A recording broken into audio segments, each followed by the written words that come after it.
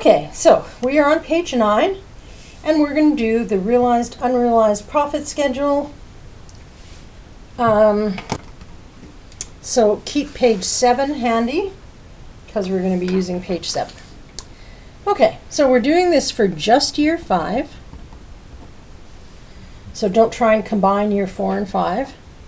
And we just set up our little titles: balance, tax, 30%, and after tax. So, let the one you know, the ending inventory. So, let's start with ending inventory, year 5, because you already know it. So, looking here, we're looking for ending inventory during 5. So it's here on the 3rd bullet point. It's ending inventory, so it's still sitting there. It's still in the cell. It's going to be upstream, unrealized, and it's going to be for $500. So upstream, unrealized.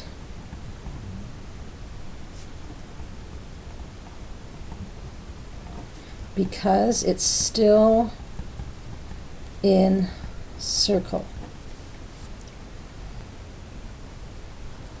So it's $500, we said, and we times it by a gross profit rate, and we have both the parent and the sub in bullet point 2, and they also tell you the subs is in the 3rd point. What I want to know is, regardless of how many they gave you over there, whose do we take? The sellers or the buyers? Okay, we take the seller, and if it's upstream, it's the sub. So 30%. The seller is the one that put the gross profit on top, the little extra piece. That's what we've got to take off. So it's still in the circle at the end of year 5. So that works out to 150, 60, and 90.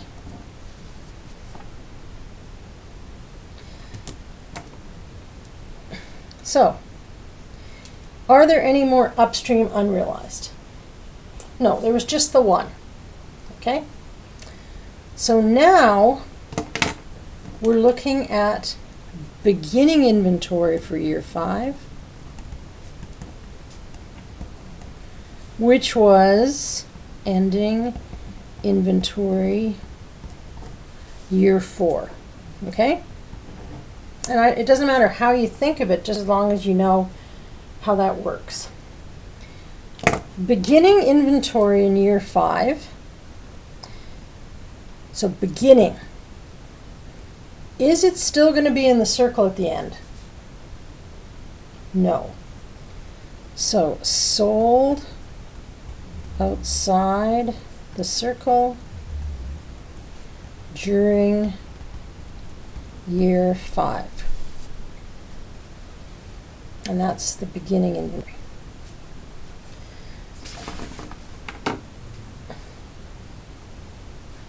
Okay, so looking at our page 7, we've got 2 of them. On December 34th, year 4, so that's the end of year 4, which is the beginning of year 5, there was inventory that was downstream and inventory that was upstream. Both of them are going to be sold. Okay? So let's put those in.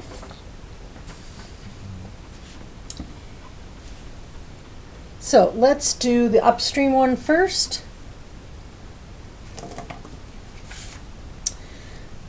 So we have upstream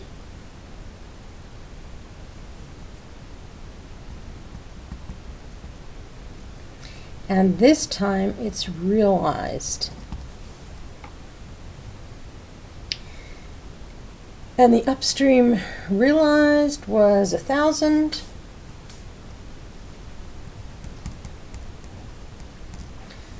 who's the seller? The sub. It's 30%, and that's the subs. And so that works out to 300, 120, and 180. Now, I just want you to do a quick comparison between this and on page 6. It's page 6.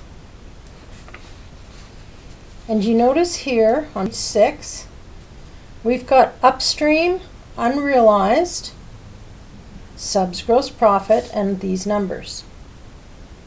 So that's the first year, year 4, and then year 5, it's realized. So it's going to be the same numbers, but the accounts are going to be different. Okay? So we've got our upstream unrealized. Now we need our other one. We've got a downstream from the second point also. Downstream realized.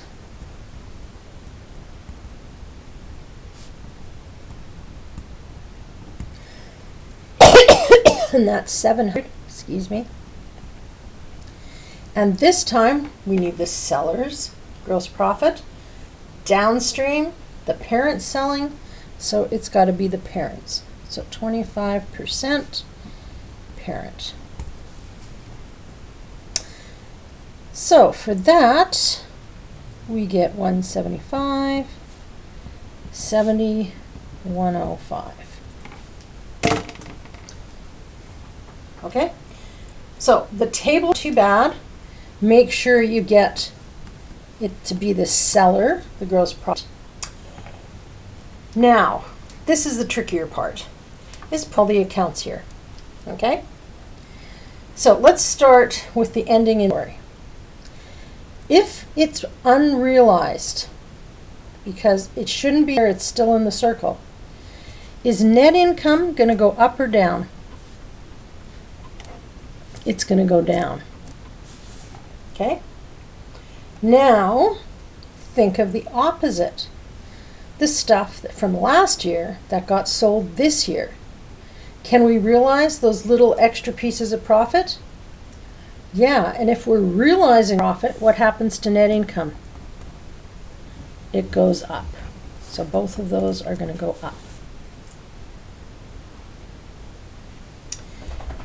Okay, now let's do the ending one. Actually, put it on pause, you guys, and try and do the accounts. And make sure you get them, and then come on back and I'll put them in. Okay, so it's unrealized, so we're trying to make net income go down. So cost of goods sold goes up.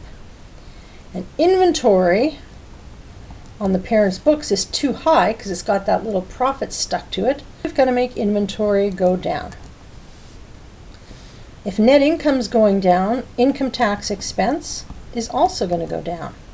And deferred income tax or future income tax is going to do the opposite.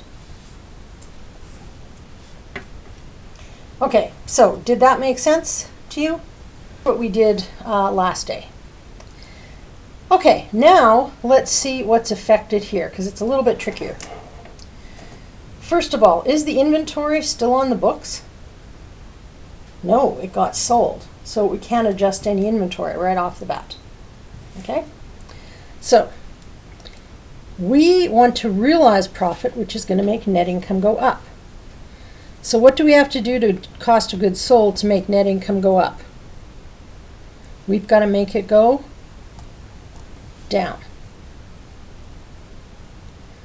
So there's a direct link, you guys, between those two pieces.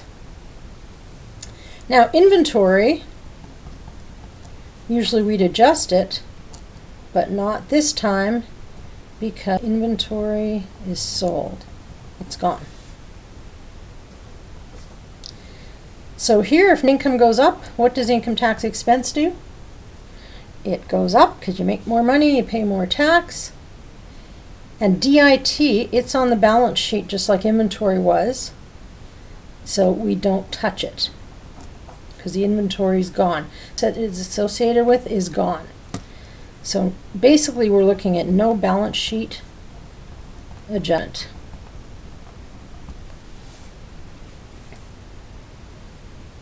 Okay. So in the same way, this realized makes net income go up. To make net income go up, cost sold has to go down, but inventory has disappeared, so we can't adjust it. If net income's going up, income tax expense goes up, and DIT, there's nothing there. Okay?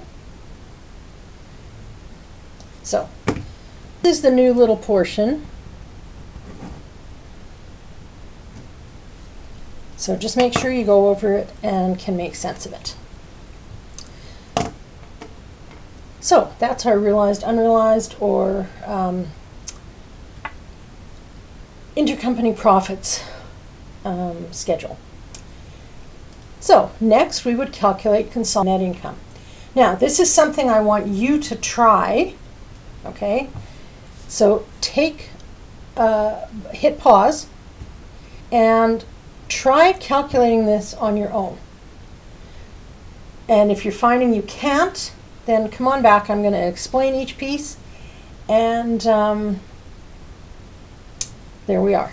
So really, there's nothing new with this just learned, except net income's going to go up.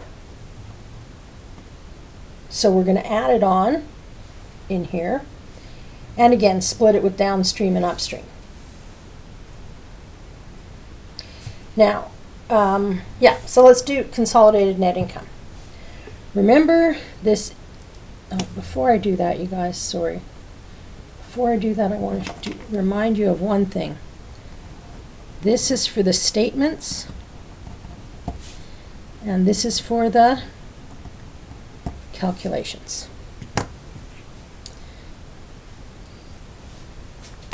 Okay, so consolidated net income, remember it's for the year, so just 1 year, not cumulative, and it's after tax. So we start with the parent's net income, and you can see that on page 8.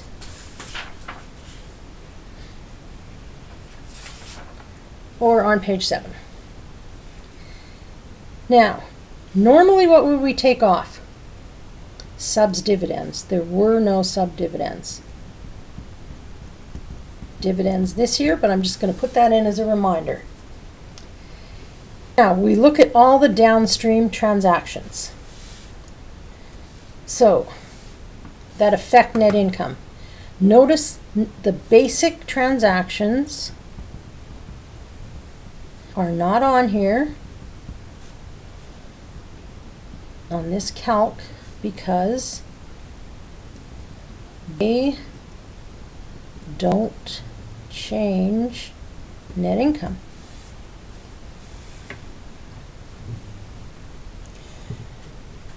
Okay, so realized downstream. I look up here, sorry I shouldn't have done that, done this first. There's only one down and it's realized. Now which number do I use? Always for the calcs, it's after tax. So I put the 105. Now should I add or subtract it? Am I making net income go up or down?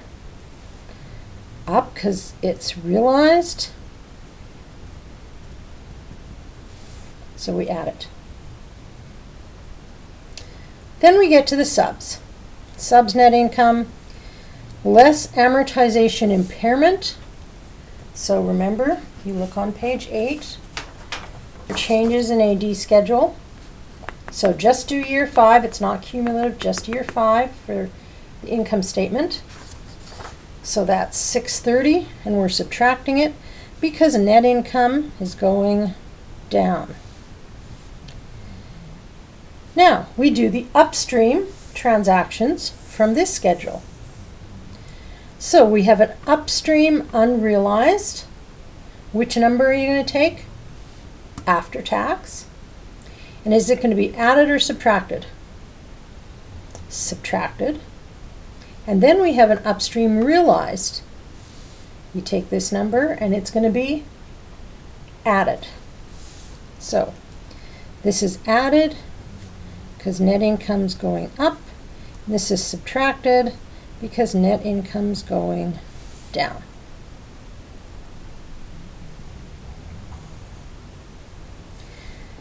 So you sum it over here and you get total consolidated net income. And then you have to break it down. 275 is just the NCI share of the sub, which is why we sit downstream out. And then the leftovers goes to the parent. So hopefully this is becoming more nature to you. Remember, all we've added this chapter is this schedule. Okay? And in it we can have unmissed if it's inventory left at the end of the year, or realized if it's from the beginning of the year, because it gets sold. Okay, so make sure you try and do this so you know what you're doing. Now, consolidate ending retained earnings. Again, this is cumulative and it's after tax. So it's cumulative just like NCI because it's on the balance sheet. So we see parents ending retained earnings, which you can get from the statements. Now, we take off, not dividends, but we should be taking off any downstream transactions, okay? So I'm just going to draw a little arrow out here, and we need the downstream transactions.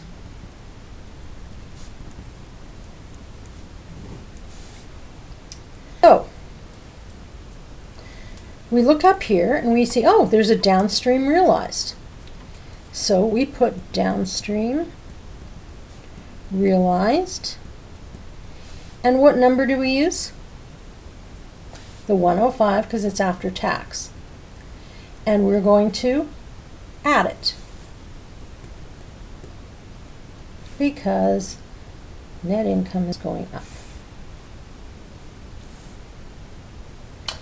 Oh, so why didn't I put that in here? Shouldn't I have had a line? Here's the problem. It's cumulative. So, what happened last year? So we have to do everything for all the years. So let's look at last year's. Which is on page 6.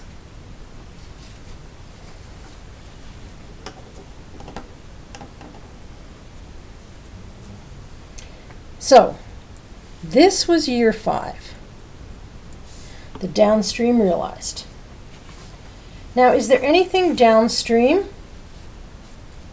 here in year 4? Yes, downstream unrealized for 105, and it's going to be subtracted. So, in year 4, we had downstream unrealized for negative 105 because net income was going down. So what's the total here for this inventory? 0. Okay? So, and this is specific to inventory items.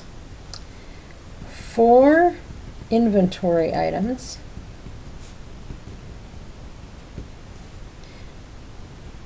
you will not have realized transactions listed for retained earnings or NCI. The unrealized amount the year before or the year prior, we'll cancel it out.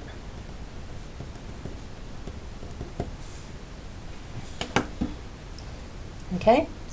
So we don't need to put this in because the net's always going to be 0.